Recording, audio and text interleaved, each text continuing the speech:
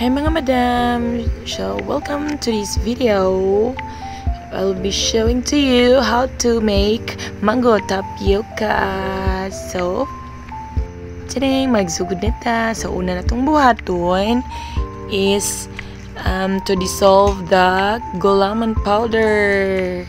So, ato na siyang make sure nga ato sa siyang i-dissolve daan para ug ato siyang ilargo sa init man good mo na siyang maglumps siya magbuo-buo siya. So, we make sure nga ato na siyang hilison and then to add flavor. So, ang ako din yung napalit is unflavored nga gulaman powder. So, to make it mangalicious, so ato ni siyang butangan og mango juice powder. Ano lang, para-paraan. So, pasensya na kayo sa kung tingog, no? Kay gikan pa sa party sa mga bata o niya. Kaura man ning kuan kamas. So, pagaw dyan si teacher.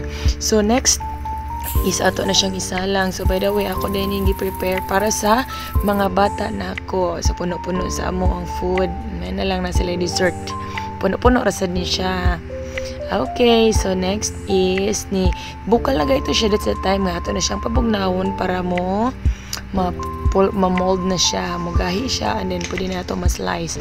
So next thing to do is the tapioca pearl. So while nagpabugnaw ta sa gulaman para mugahi ito siya, ari na punta sa tapioca. So di ara ato siya siyang palaton or shall I say palatuon. So wato na nato siya nga mugahi na siya, I mean mong lata na siya muhumok.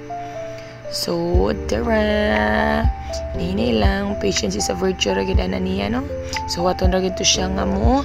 Lata. And then, next thing to do, or next thing I did, is, tara, mag-slice na sadta. Mintras, nagpa-anok-anok pa ta atong tapioca pearls, no? So, diri na punta sa mangga. So, kaninga part, satisfying kayo ni, no? So, masali malingawan ng hiwa-hiwa sa mga mangga nya. While naghiwa-hiwa ni tilaw-tilaw sadta to check if tamis bagid ta, no? I mean tamis bagid ta. Tamis bagid ang mangga. So kana siya. Makalingaw ba siya buhaton ang kaning magkunkuan sa mangga.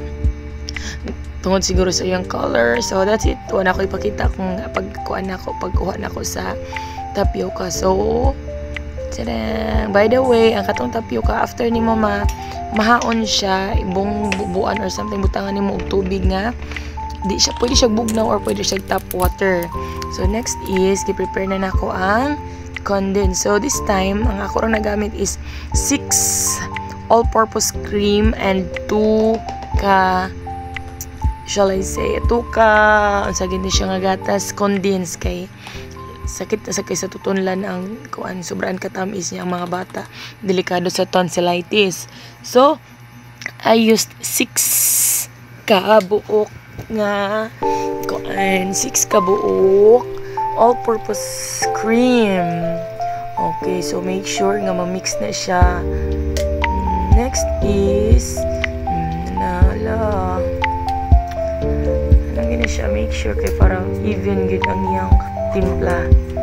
Okay, next ilunod na nadirang tapioca, hinday mga madam, isunod na tapioca and then mix mekos lang, tamang mekos and then it's the mango this time. Mekos lang din and then ilunod sa day na to ang gulaman. Huwag na magpatumpik-tumpik pa. Naragin na siya kasayon, ka-simple.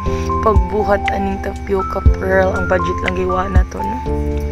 Especially during Christmas seasons, kamahal sa mangga. Okay. Tara. Isalang na ang lahat. So this time, naghiwasag ko og cheese para mas mulami pa siya kung butangan na to siya og cheese. Taran! So, disclaimer lang ha, kapila na ko nagsigig hugas kadalihok na ko hugas sa kamot. No worries. Okay, tara, mekos. Jareng.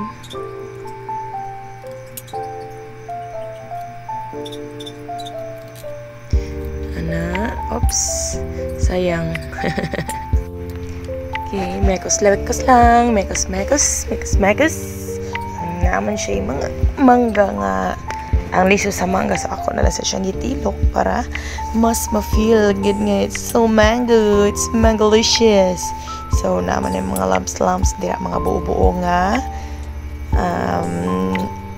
Tapioca pearl. So, ato na siya. Bungkagon. Kay walay forever joke. Okay, so, di kinaas na liso sa mangga. Okay, this time is tacos time. Mekos gyapon. Bahin-bahin lang ta. Sakto lang po, makatilaw ang tanan. Okay, chika galore kay ko dira. Ni mother, well, nagtakos. Oops, nasubraan. Ay, kagingnan mo ko ni mama. Oy, daghan ra ang kuan. So, sakto ra sad nga makatilaw. Tilaw lang, di ba? Okay, it's ready. It's ready to serve. That's it. Bye-bye, guys. Thank you for watching. See you next time. Bye.